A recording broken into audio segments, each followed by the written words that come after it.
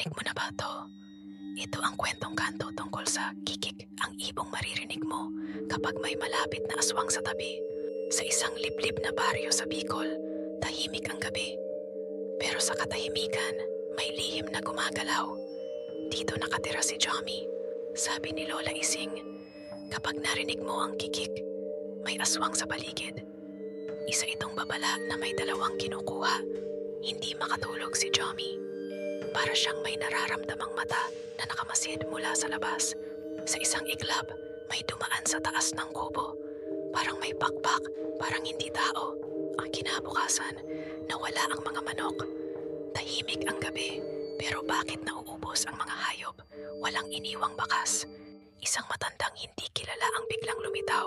Tahimik, pero may malamig na presensyang dala. Sa panaginip, nakita ni Jomi ang isang dambuhalang ibon.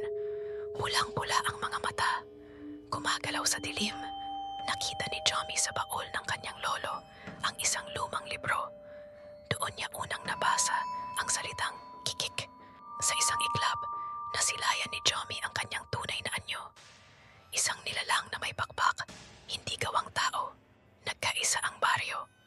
Sama-samang hinarap ang gabi. Sa gitna nila, si Jomi ang pinakabatang nagbantay. Wala na ang kikik sa baryo nila. Pero sa puso ni Jomi, may kaba pa rin.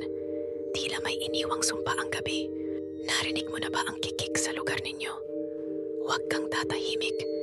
Huwag mong buksan ang bintana sapagkat di lahat ng ibon ay dapat makita sa gabi. Hindi lang to kwento. Nangyari talaga to. Alam mo ba ito? Ikwento mo rin sa comment section. Follow na sa official accounts namin na Kwentong Kanto ni Earl Jerome. Bago ka pa